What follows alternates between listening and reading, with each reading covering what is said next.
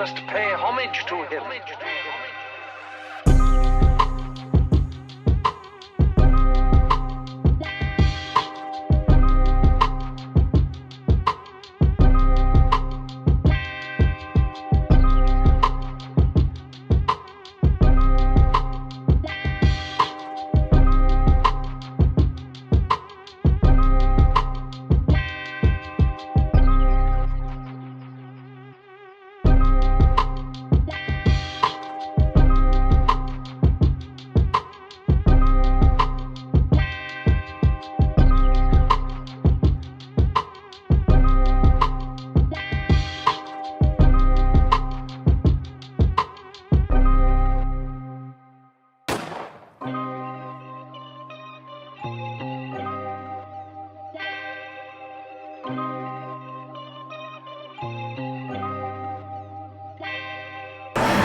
What's up, you guys? Welcome back to another YouTube video.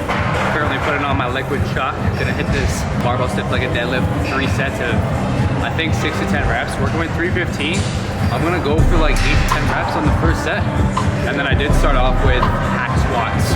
Not the hack squat with the shoulder pads, but the hack squat with the back support. As I walk you guys through this workout, I am gonna be doing a Q&A. So thank you to everybody for posting your questions on my page. I appreciate you. I'm gonna answer all of them in this video, so stay tuned.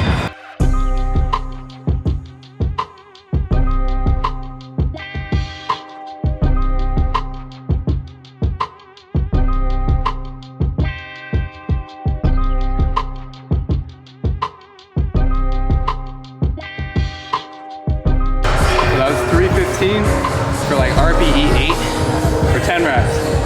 Feels good.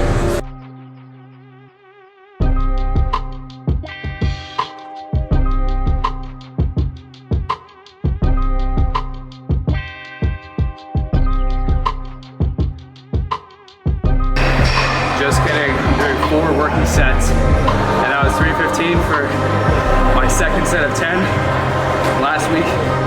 My first 2 sets were 315 for 7 each, so better than that.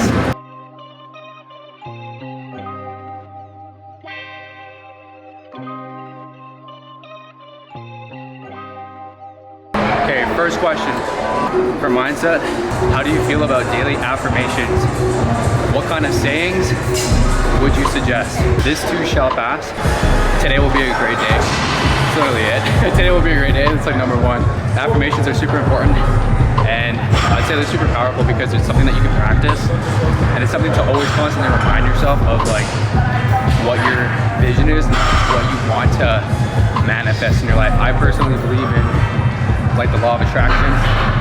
So I believe the more that you practice it, the more that you integrate it in your life, the more it's going to be around in your thoughts, and the more it's around in your thoughts, the more you attract and do things that relate to those affirmations. Affirmations are saying like positive statements of encouragement that you can say to yourself, write down. I personally get tired of writing them out 24/7 though.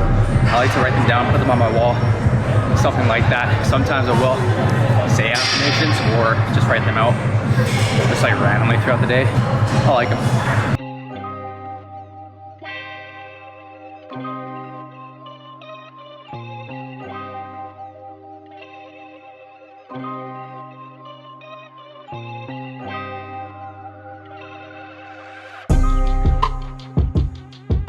Pitch sumo deadlifts.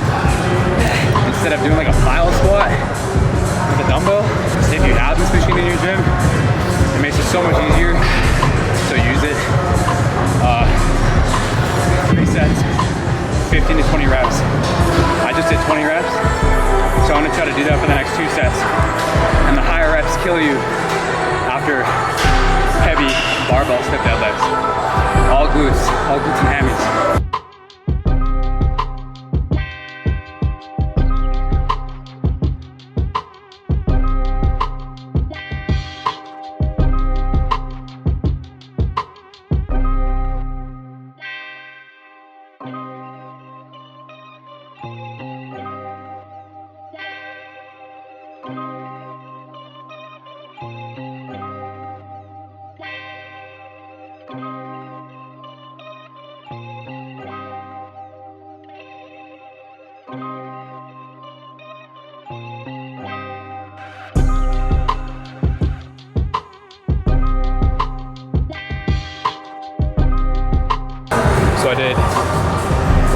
drills, worked it with my buddy Ron.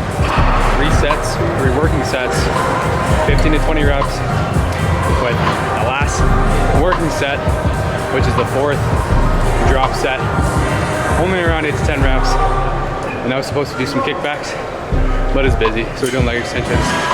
Not the best like substitute exercise because it's quads only. It works still. I haven't done it for a minute, so why not toss it in? And then I'm gonna do calf raises after, and I'm gonna answer more questions in a bit when I go out for dinner.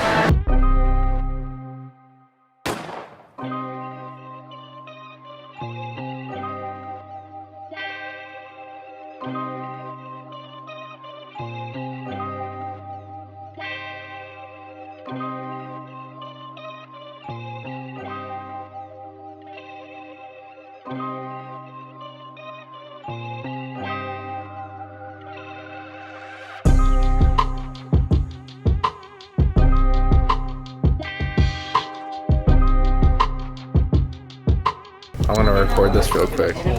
Alright guys, so we're here with Mahmoud, the boy, just getting some pho. This man right here. Let's devour this shit. Yes sir. This is the post-workout pho dish. You worked out too? Yeah. Nice. Just worked out, so this is both of our post-workout meals. Yes sir. So we're gonna eat this up, and then I'm gonna answer your questions after. Pho was delicious, and we got another question here. This is the aftermath of pho. Yum. And so we got another question in. What time of the day is best to go to the gym? And so I'm gonna get Mahmoud's response first to see what he has to say. I feel like it depends for everybody else, like everybody, because everyone's different. Everybody got different times they got to go to work, stuff like that. So I think it just depends. For me personally, is I like to go as soon as I wake up, and yeah. So it just depends. You heard it first. You should get one too. What do you think? It just depends. By the end of the day, there's no right or wrong time. Like if you're going for performance reasons to go to the gym to progressive overload, hit your lifts, and like you're really like tracking it down to the T, then like the time of the day that might be best for you, it might be when you have a couple of meals in your system. It might be when you are a little bit fuller. But by the end of the day, I believe that as long as you just go and you get it done, then that's the best time to go. And this is like a key rule. If you were to like go first thing in the morning and like you fasted, like let's just say you had dinner the night before and you didn't eat all night long, and then you go to the gym first thing in the morning, just make sure you eat right after. That's like the most important thing. But like throughout the day, if you have those meals, you're gonna have like glucose stored up. You're gonna have like all this energy to use and utilize in your workout. So that's just something to think about. But there's no really right or wrong time. If you're doing it for performance reasons, then you can really like allocate your time to like later in the day if you need to. The next question is, what is the most effective pre-workout meal and how long before working out to consume? Such a great question, and honestly it just really relies on 3 things, which is timing, digestion, and also your goals. So I mean really, like if your goals are to like strength build and like build a lot of muscle, making sure that you do have a pre-workout meal at least 2 to 3 hours before your workout, even upwards, I'd say like 1 to 3 hours before your workout is like prime. You got to make sure that your meal at least has like, I would say 40% carbs in the meal if you're eating carbs. I'm talking to the people who eat carbs. So if you do eat carbs, make sure your meal consists of 40% starchy carbs, not so much fibrous carbs like vegetables and everything like that, because that can cause some GI tract symptoms like bloating, and you really don't want that feeling of being gassy before a workout. So make sure that majority of your meals have like higher carbs, like just easy digestible carbs like rice, or even some breads are okay, potatoes, etc. And then protein is also essential because it helps with it helps stimulate muscle protein synthesis, which then helps with recovery. And then during your workout, this is like exactly what you need.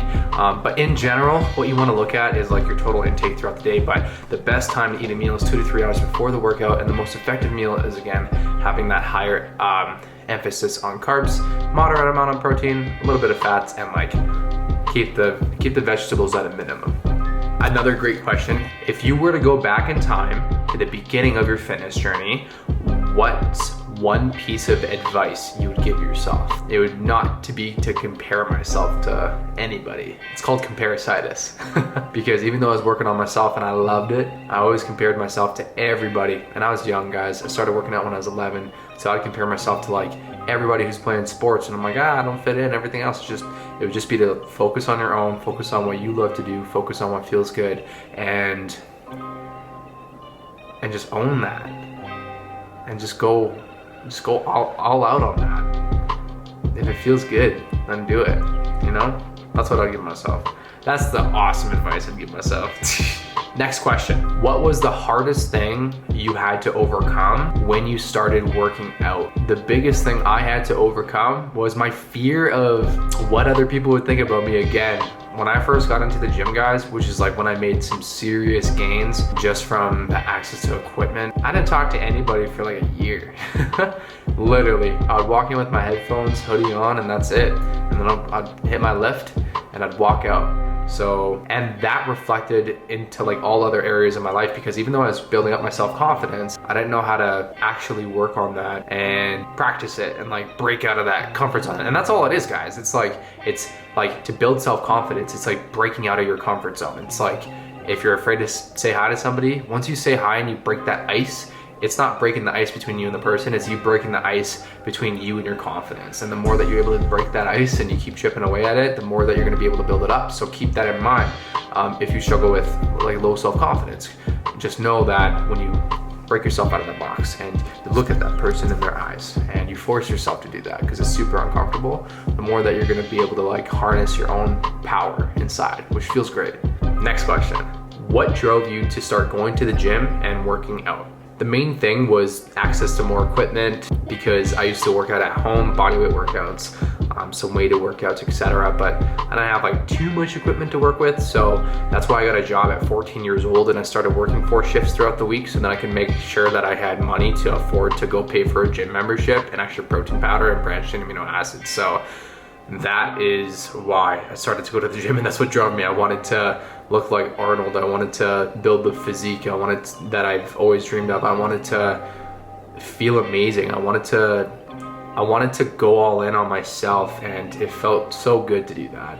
And that's what drove me to the gym. It turned into like a place of like therapy for me, because I was so quiet as a kid. So growing up, it's like I would take all that stress out on the gym, and it just like that love and passion just built up over time. Next question. What are your numbers at? So if you guys don't know what that means, what are your numbers at? He was referring to powerlifting and the compound lifts like squats, deads, bench press, overhead press, etc. For bench, it's 315 pounds for 2, which is like a long time ago. I have not maxed out on bench for a long time. You guys already know bench is not my favorite. 465 times 1 for a squat, for a back squat, low bar, which is good. And then 505 pounds for a sumo deadlift. And I feel like I could pull quite a bit more weight on deadlifts, but that will come soon. So those are my numbers right now. What are your numbers? Comment down below. Last question. What do you think is more important? Time under tension or progressive overload? I believe that in the early stages of lifting, progressive overload, and just in general, is the most important thing. You guys, if you don't know what progressive overload is when you place a progressive stimulus on your muscular system. So the more that you place extra load and resistance on, like, let's just say your bicep when you're doing bicep curls. Let's just say you start with 20 pounds 1 week for curls and you hit 3 sets of 12. Awesome. Next week you bump it up to 40 pounds for 3 sets of 12.